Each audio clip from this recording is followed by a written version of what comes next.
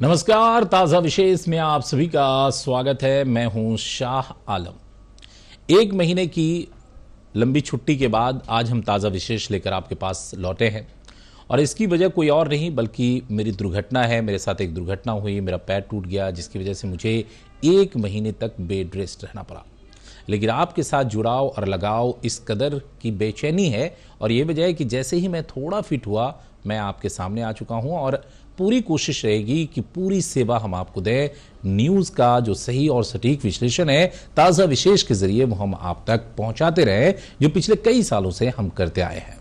तो आज ताज़ा विशेष में हम नए साल 2025 की जो शुरुआत हुई है, तो 2025 में क्या कुछ खास होने वाला है, पॉलिटिकली यानी राजनीतिक तौर पर क्या कुछ खास होने वाला है, क्या कुछ संभावनाएं जताई जा रही हैं, इन सब को लेकर चर्चा करेंगे और इससे जुड़ी रिपोर्ट भी हम आपको दिखाएंगे। हम आपको बताएंगे कि कैसे बिहार में विधानसभा चुनाव इसी वर्ष होने और बिहार का विधानसभा चुनाव कितना मायने रखता है और उसमें भी एक खबर जो राजनीतिक गलियारों से आ रही है, अगर वो खबर सही साबित होती है तो उसका इंपैक्ट देश की राजनीति पर क्या पड़ सकता है, हम इसका भी विश्लेषण करेंगे। साथ ही दिल्ली का विधानसभा चुनाव भी होना है जहां पर अरविंद केजरीवाल की साख दांव पर लगी है, क्योंकि 2 बार से वो मुख्यमंत्री, वैसे आप कह सकते हैं कि 3 बार से वो मुख्यमंत्री वहां पर रहे हैं। ऐसे में उनकी साख दांव पर लगी है। इन सब के बीच बीजेपी के लिए भी चुनौती होगी। हालांकि 2024 में बीजेपी जहां विधानसभा चुनाव में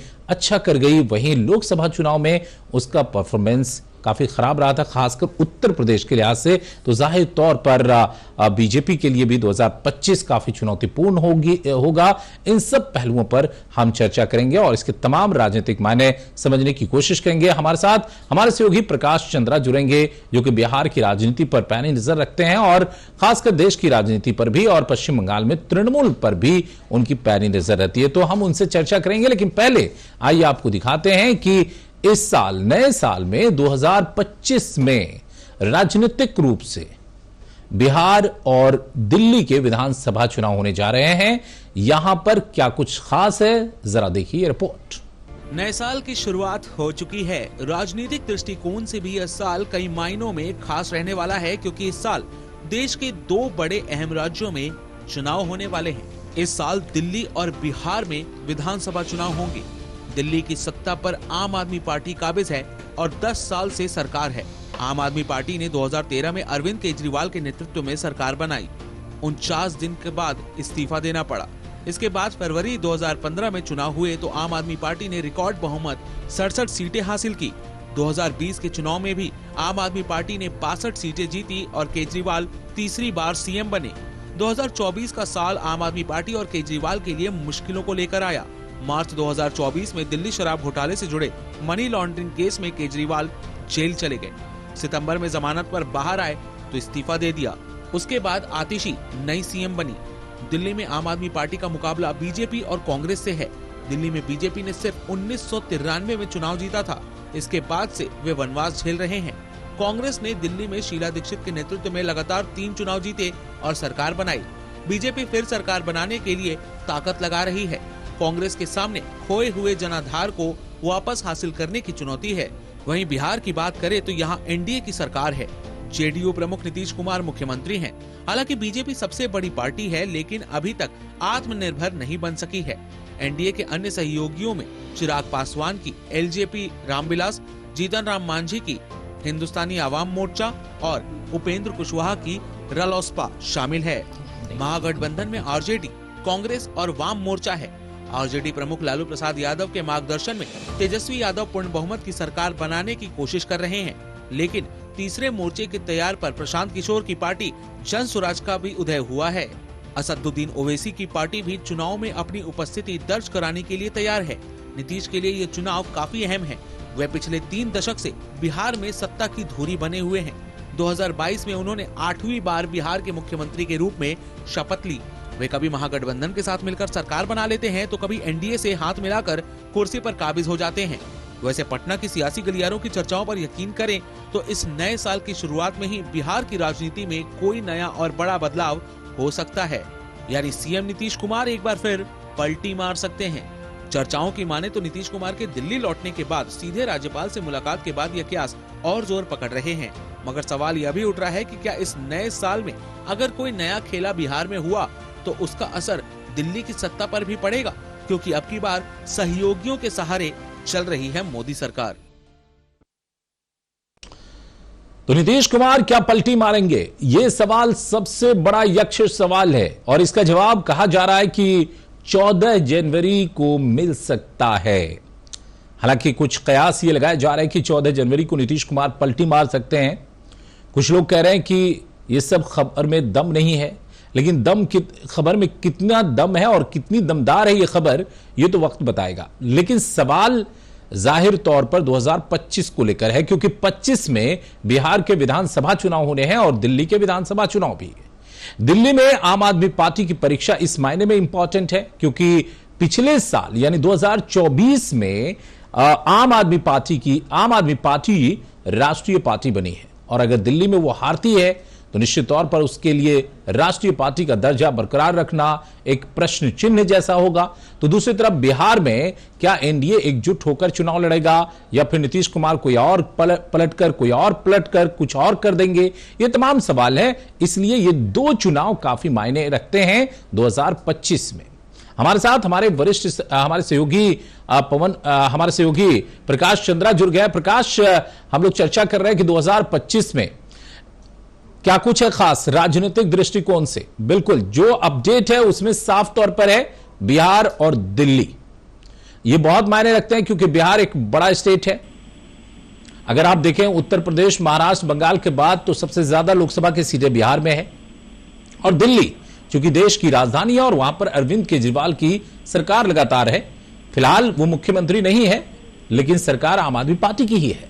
प्रकाश, देखिए आलम, निश्चित तौर पर 2025 साल शुरू हो चुका है और यहाँ पर वहाँ पर तो 25 साल शुरू हो चुका है और यहाँ पर जो सियासी गलियारे हैं वहाँ पर जो चर्चा सबसे ज्यादा है वो दिल्ली और बिहार को लेकर ही हो रही है।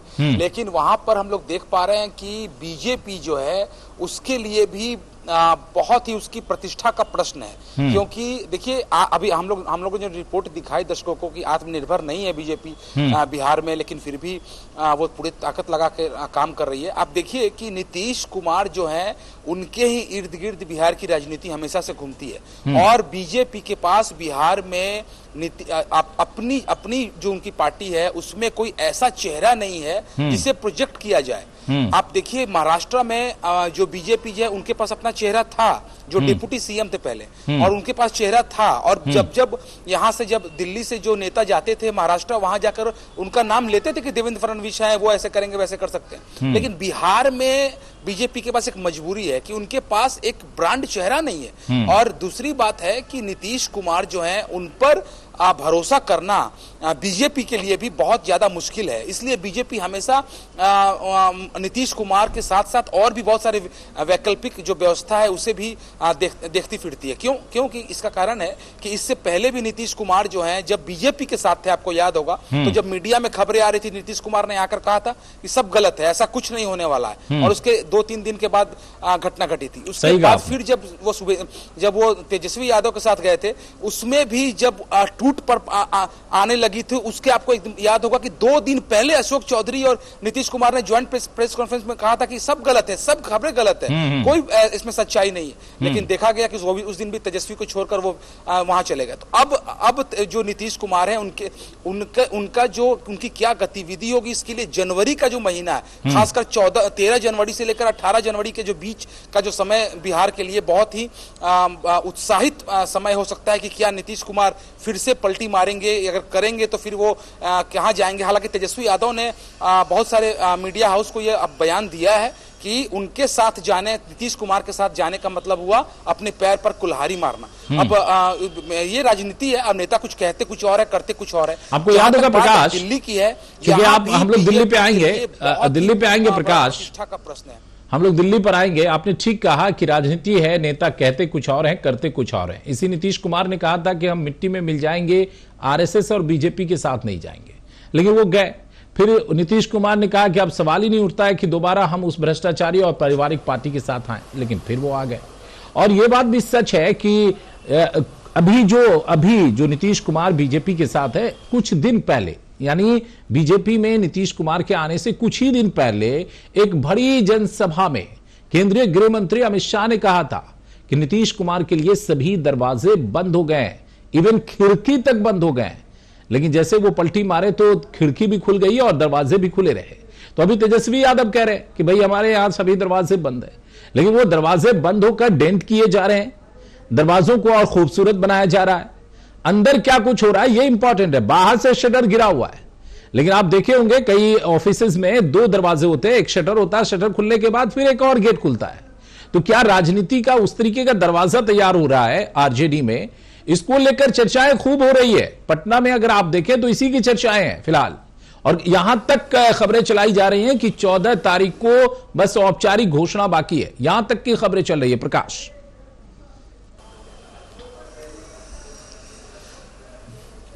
देखिए आलम, आप देखिए कि भारतवर्ष में इतने सारे राज्य हैं, लेकिन बिहार में हमेशा सरकार में पलटी मारने वाली जो प्रथा है, या पलटी मारेंगे नीतीश, कब मारेंगे, आप देखिए ये खबरें हमेशा आती रहती है। आप दूसरे स्टेट को पकड़िए, वहां पर जो सीएम है या फिर वहां पर जो डिप्टी सीएम है, उनके बारे में ये सब खबरें क्यों नहीं आती हैं? क्यों बिहार में हमेशा नीतीश कुमार के बारे में आती है? ऐसी भी खबरें हैं कि नीतीश कुमार के जो अंदर खाने, जो उनके अपने सहयोगी हैं, उनके थ्रू ये खुद जो हवा है या ये हल्ला जो है, ये नीतीश कुमार स्वयं करवाते हैं, और उस पर खुद ही वो आकर क्लैरिफिकेशन देते हैं कि ऐसा कुछ नहीं है। और बिहार की राजनीति में एक बात बहुत इंपॉर्टेंट है, हमेशा हम लोग देखते हैं कि पोस्टर जो होता है वो बहुत कुछ कहता है, और हमेशा आप देखिए कि डाक बंगला चौराहा से लेकर बीजेपी हेडक्वार्टर और आरजेडी हेडक्वार्टर तक जो पोस्टर पटे रहते हैं, गोलंबर से लेकर, आप वहां पर देखिए कि वो उस पोस्टर से आज की तारीख में बिहार की राजनीति क्या है ये पूरी समझ में आती है।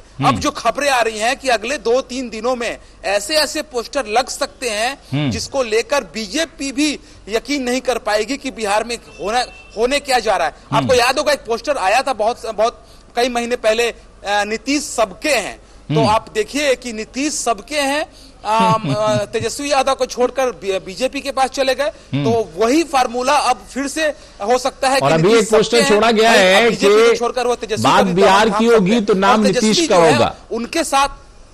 अभी एक पोस्टर छोड़ा गया है कि बात बिहार की होगी तो नाम नीतीश का होगा, और बीजेपी कह रही है कि नाम नीतीश और मोदी दोनों का होगा। जदयू कह रही है कि नहीं, बात बिहार की होगी तो नाम नीतीश का होगा। ये लड़ाई तो बीजेपी और जदयू में चल ही रही है, ये तो साफ तौर पर दिख रही है।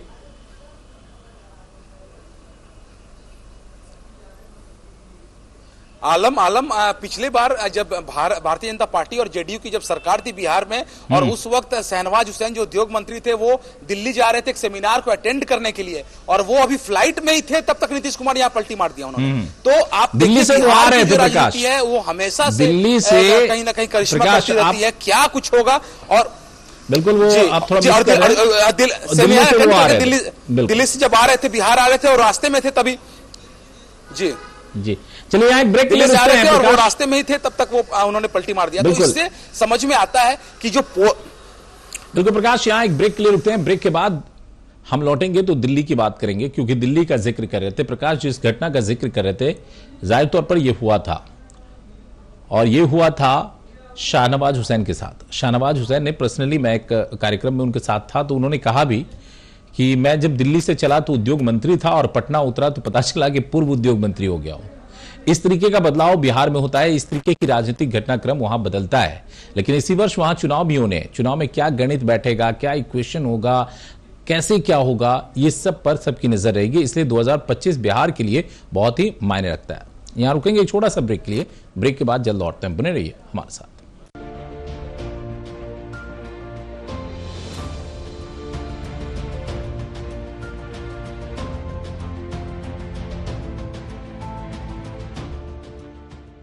ब्रेक के बाद एक बार फिर से आप सभी का स्वागत है। आप देख रहे हैं ताजा विशेष, और ताजा विशेष में आज हम बात कर रहे हैं साल 2025 की, जिसकी शुरुआत हो चुकी है, और इस साल 2 राज्यों के लिए बहुत ही खास होने वाला है। हालांकि कई राज्यों में विधानसभा और लोकसभा के उपचुनाव भी होने वाले हैं।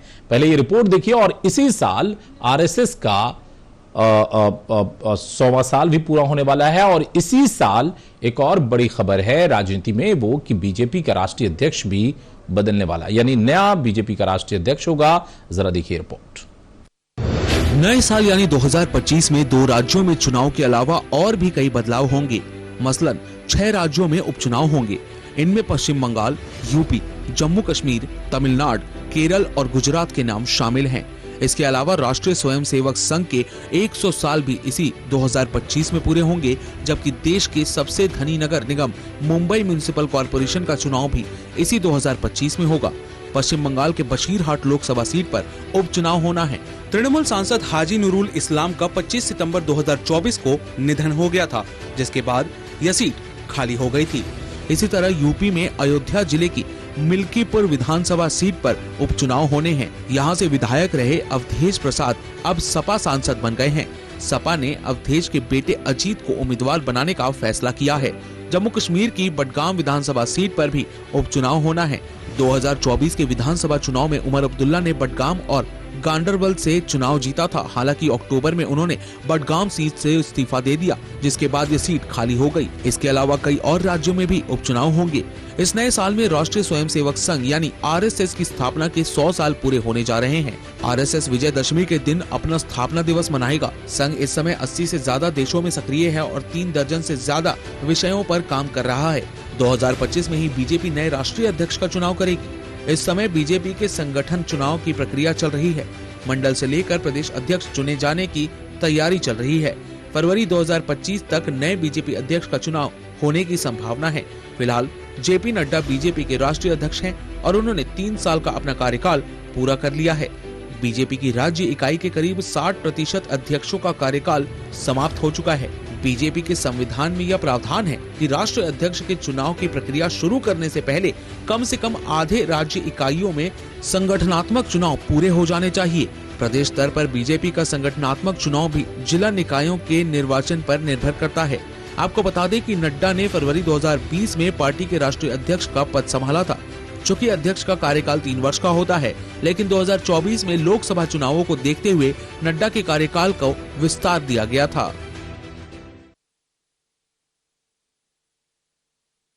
प्रकाश चंद्रा लगातार मौजूद है। प्रकाश, हम लोग दिल्ली का जिक्र करने वाले हैं। दिल्ली देश की राजधानी है और जाहिर तौर पर जिस तरीके से आम आदमी पार्टी का उभार हुआ, उसके बाद से ये सवाल हर किसी के मन में है कि आम आदमी पार्टी क्षेत्रीय पार्टी से राष्ट्रीय पार्टी का सफर तय करती है और उस आम आदमी पार्टी के लिए 2024 काफी संकट भरा रहा, क्योंकि उसके बड़े बड़े नेता अरविंद केजरीवाल, मनीष सिसोदिया, नारायण सत्येंद्र जैन, ये तमाम के तमाम जेल में गए और 2025 में अब चुनाव लड़ना है।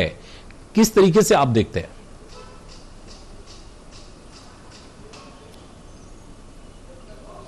देखिए आलम, बीजेपी के लिए भी प्रतिष्ठा का प्रश्न है और आम आदमी पार्टी के लिए भी बहुत ही बड़ा प्रतिष्ठा का प्रश्न है और उसके लिए अस्तित्व का ही प्रश्न है। ऐसे में आम आदमी पार्टी जो है वो तो अपनी पूरी ताकत झोंक रही है, इसमें कोई डाउट नहीं है, क्योंकि उनके पास आम आदमी पार्टी का मतलब हुआ दिल्ली और उसके बाद उनके विंग्स जो है वो इधर उधर बहुत सारे राज्यों में, लेकिन उनका जो मजबूती है, उनकी मजबूती जो है वो दिल्ली है। और बीजेपी के पास उससे बड़ा प्रश्न यह है कि पिछले 12-14 सालों में अगर आप देखें दिल्ली की राजनीति को, तो विजय कुमार मल्होत्रा या फिर विजय गोयल या डॉक्टर हर्षवर्धन, इन्हीं 3-4 नेताओं के आसपास दिल्ली की राजनीति हमेशा से घूमी है। और देखा जाता है कि कोई भी ऐसा चेहरा निकलकर सामने नहीं आता है जो बीजेपी को अपने कंधे पर बिठाकर दिल्ली की नैया पार करा सके। कई बार जितने बड़े बड़े नेता है वहीं पर रहते हैं, वहीं पर जाकर प्रचार भी करते हैं, लेकिन इसका कोई फायदा नहीं हुआ।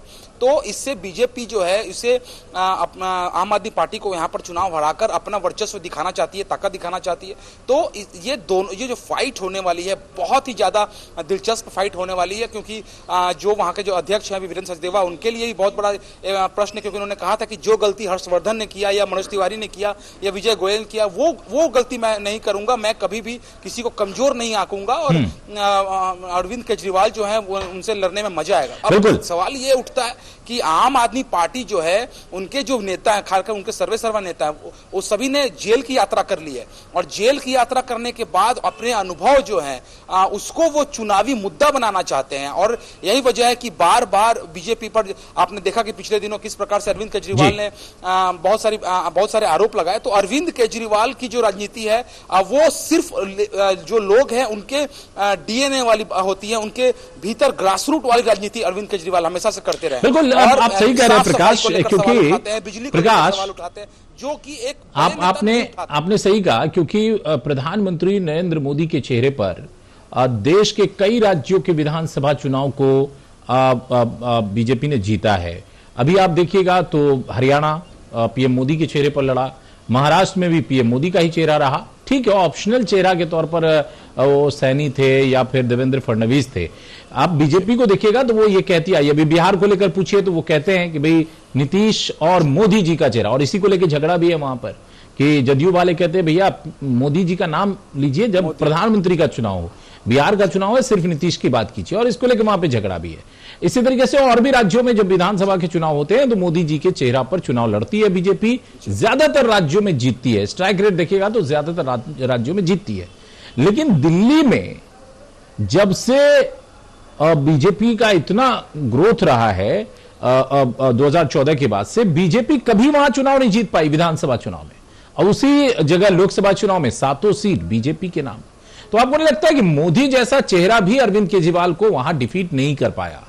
ये और एक बड़ी चुनौती है बीजेपी के लिए, जैसे बंगाल में होता है कि दीदी के सामने कोई चेहरा नहीं चलता बीजेपी का। आप चाहे मोदी का चेहरा लगा लो, चाहे लोकल चेहरा की बात कर लो, कुछ भी कह लो, आप दीदी है तो आप यहां पे नहीं चल पाओगे। ऐसा ही कुछ दिल्ली में होता है। ये एक बड़ी चुनौती है और इसको तोड़ना और भी बड़ी चुनौती है बीजेपी के लिए।